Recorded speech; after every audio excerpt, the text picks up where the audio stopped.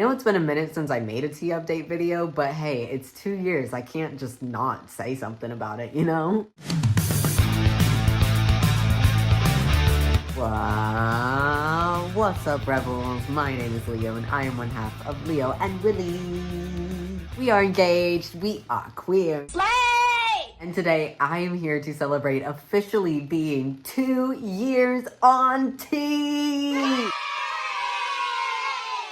That's right, as of posting this, I am officially past 2 years on testosterone. That's just so wild to me, like, I just can't even believe it. I know that there are some of you watching this who have been here from the beginning, and I just cannot thank you enough for being here and showing me love and support throughout this entire journey. It's been amazing, it's been crazy, and I'm so glad that you're here. I know it's been a minute since I made a tea update video, but hey, it's 2 years. I can't just not say something about it, you know? So without further ado, let's get into it. Get agenda, get agenda, get agenda, get agenda. Alright, quick disclaimer. So some of the things that I'm going to talk about in this video are specific to this past year, my second year on tea. Other things that I'm going to talk about are more just kind of general for my entire transition, or they're a continuation of things that I talked about in previous videos, that sort of stuff. Just a quick reminder that everyone's transition may be different, and I'm talking about my own personal experience. You might experience something different or something similar. But yeah, everyone's journey is their own. Alright, so let's start with the body changes first. I'm going to be working from head to toe, and we're just going to go down a list, basically. So, starting with my hair. My hair has been growing recently. I've got it in braids right now because I'm working on growing it out, and it's a great way for me to do that. Shout out to my amazing fiance, Willie. You are amazing, and I love that you do my hair for me. Thank you, babe. Love you. We don't need to talk about my hairline. I need to get a haircut, so we don't need to talk about that. But yeah, I've been growing my hair out for a while now, like over a year now. It's going well. It's going well. Maybe I'll insert some pictures of what it looks like with it out of the braids. So here's that. But yeah, I love my hair, and it's something that I was initially like kind of nervous about changing when I started tea. I wasn't sure if I was going to be one of those guys that got like thinner hair as time went on and stuff, but so far I'm not seeing that. My hair's still like really thick, and it's, like I said, it's growing every day. It seems to be growing a lot faster now than maybe in the past like year. I don't know if there's been particularly any changes from tea specifically when it comes to my hair in the past year. I think it's more just to do with like how I'm maintaining it and taking care of my hair better. I'm moving from my hair to my face. My face has gotten more angular, like my jawline has changed quite a lot in the past 2 years. But I feel like even just in the past year, it's gotten a lot more like squared off a bit, like on the sides here and stuff. My chin isn't like quite as pointed. I feel like it's kind of like flattened out a little bit, which is kind of cool. Speaking of chin and face, I've got more facial hair. That's pretty cool. I'm loving that. Let me see if I can like get you guys in a close-up. So I've got a mustache. It's been pretty like not super long, but it's getting fuller, if that makes sense. Like it's like coming in darker. It's filling out a little bit. It is getting longer in bits. It's doing pretty well. I'm loving it. I think it's cool. I've also got these hairs, which are kind of fun. These little, like, upper goatee. I don't even know what that is. And then I do have some down here. Wait, maybe y'all can see that.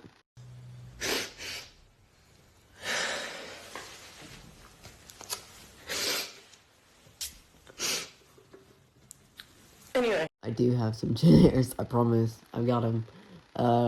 They've come in pretty recently. That's definitely in the last year, maybe even like the last like 6 months for some of them. Like a lot of the ones in here and like right under my chin.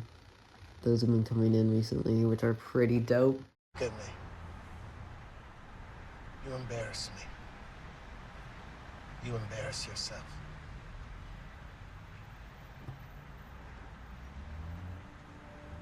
I am loving the facial hair. It's something that I really enjoy. It makes me really euphoric. It's something that I've been begging the trans gods for. So that's really cool. I love that. I think it's really fun. Obviously, I'm not like doing a whole like, oh, I have to shave all the time or anything like that. It's just coming in still. But I like it. Cool. Yeah, I feel like my face shape has just kind of gotten a little bit more like masculine. My jawline's like more squared off. I've been getting like more of a flatter chin here where it like used to come more at a point. I feel like it's kind of like gone just a little bit flat, just a little bit, which is like dope. I kind of like it. I think it's like more mask and I don't know. It's cool. It works for me. My cheekbones have always been kind of like prominent, so I don't really know if those have changed much. Maybe just gotten a little more defined, like as my jawline has come in more. But yeah, I don't know. One thing that is kind of annoying that I'm dealing with right now is acne.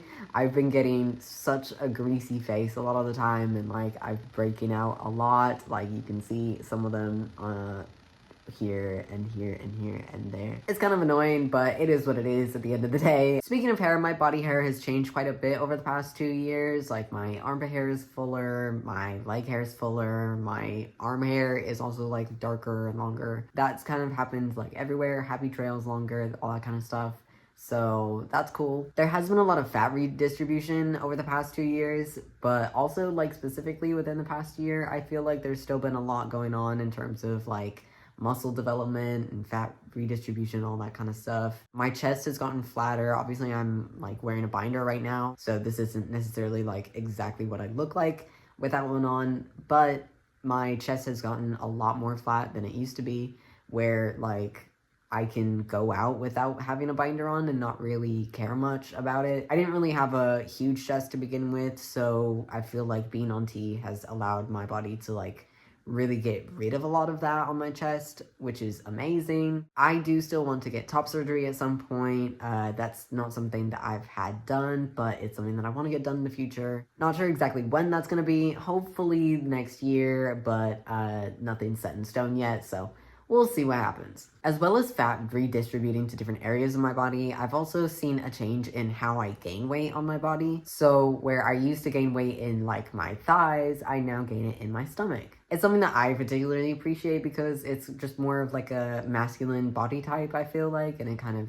just gives me a better silhouette that I want to have, and it's nice, so cool. I've also gotten more muscular in certain areas, like my legs, my arms, a little bit in my chest, although I haven't been working out in the way that I probably should be doing. There's been a lot going on the past 2 years. If you're new here, go and check out our channel because there's so much that's gone on in this past 2 years, and I've documented a lot of it here. But I really just haven't been in a place these past 2 years to set myself up with a proper fitness schedule and really like take that seriously. But I'm really looking to take that a lot more seriously in the year to come. So hopefully that will improve some of the changes that I wish I was getting, like in terms of like physical appearance and build.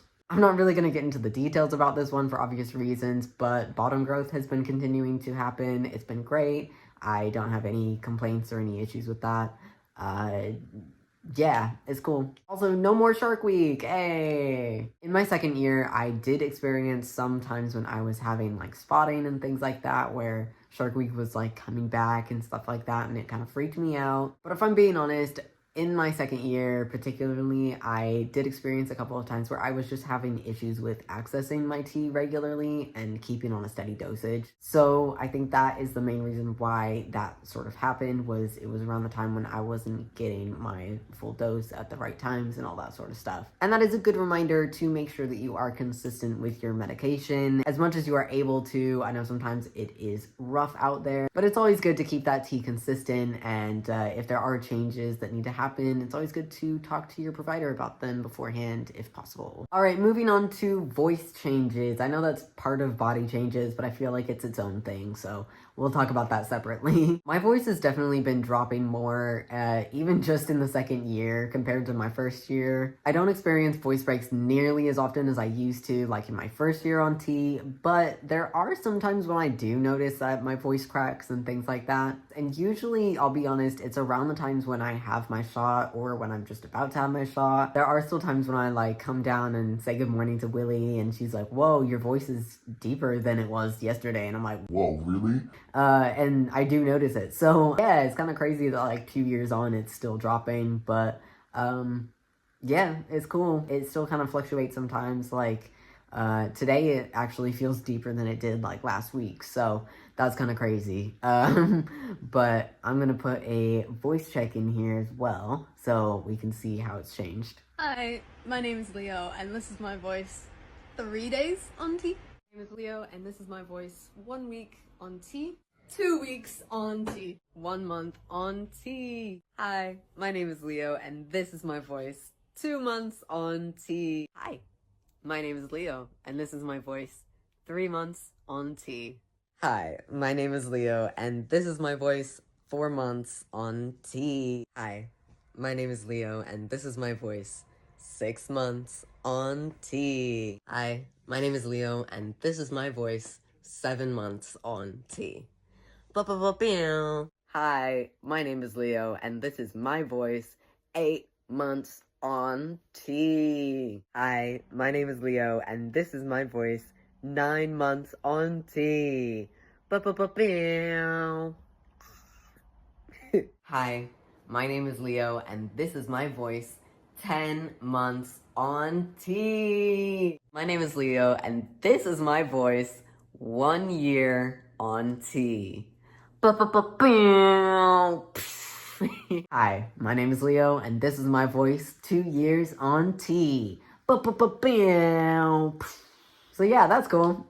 Alright, so I know I mentioned this earlier a couple of times in the video, but I want to specifically talk about the changes to my testosterone treatment and my HRT and how I've been getting my testosterone in my body over the past 2 years. For those of you who may not know, when I started my testosterone journey, I started by taking testosterone through T-gel, which was a gel that I applied to my arm every single day. After my first year on T, I eventually switched over to the sustenance injection, which I get every 3 weeks. I've talked about this a bit in previous videos on this channel, but the main reason why I switched to the injection is honestly because of the cost and availability of my sustenance versus getting T-gel. I'm not gonna say that I love the injection, it's not my favorite thing in the world. I'm not gonna lie, y'all, I'm really not good with needles or injections, so the sustenance injection isn't really something that I chose to do because I wanted it.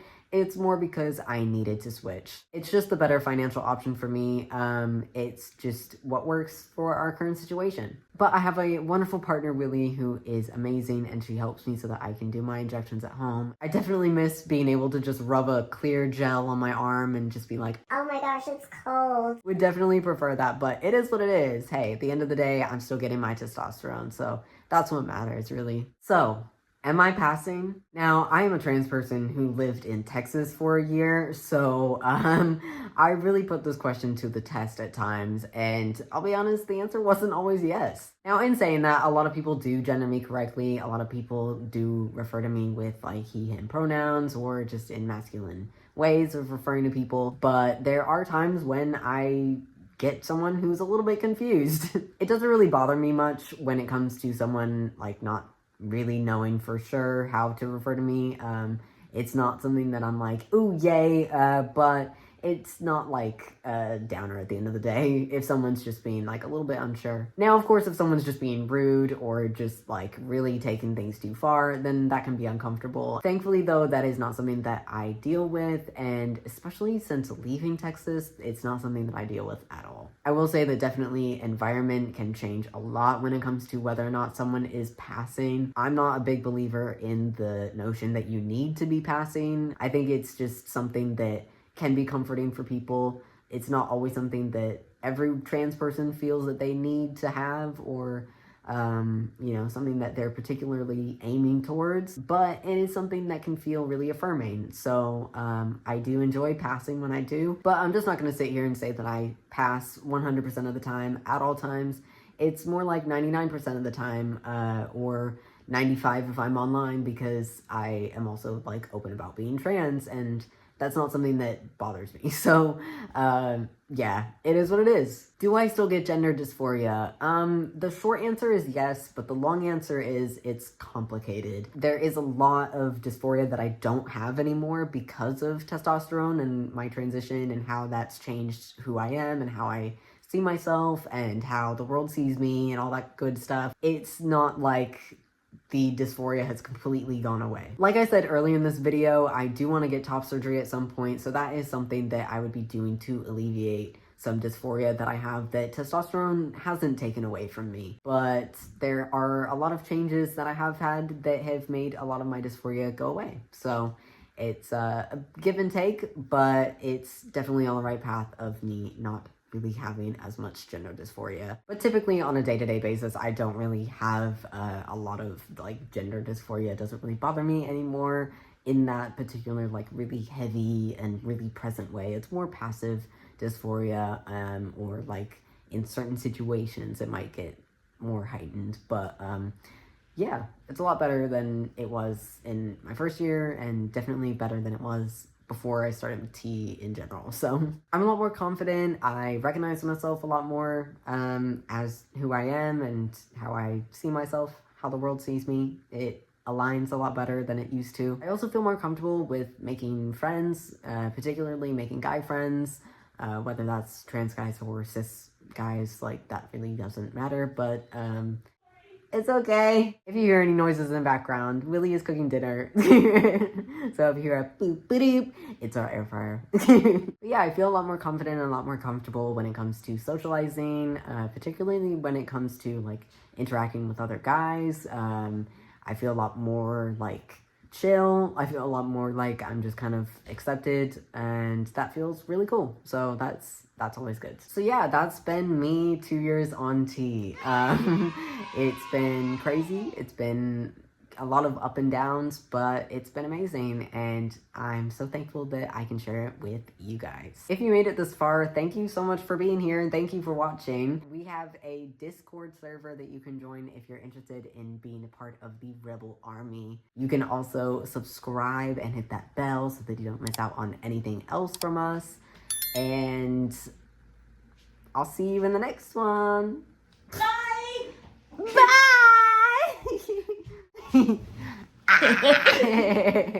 Goodbye. Oh no! Drink water, eat carrots, and we will see you in the next one. Mwah. Goodbye.